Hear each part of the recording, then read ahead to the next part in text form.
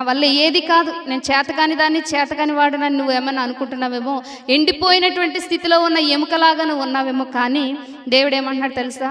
నా దగ్గరకు వస్తే నేను మిమ్మల్ని జీవింపచేస్తానని చెప్తున్నాడు. ఇక్కడ ఎప్పుడైతే ప్రవచనం ఎత్తి యెహెజ్కేలు చెప్పగానే గడగడమనేటువంటి గొప్ప శబ్దం వచ్చి అక్కడ మహాసైన్యంగా మారిపోయింది. దేవునికి స్తోత్రం, హల్లెలూయా.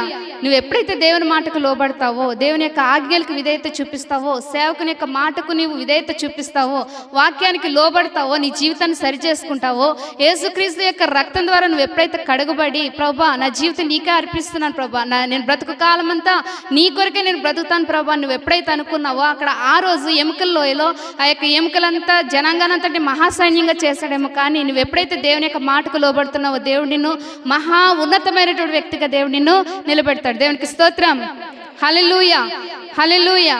కాబట్టి ఎవరు కూడా నిరాశపడొద్దు.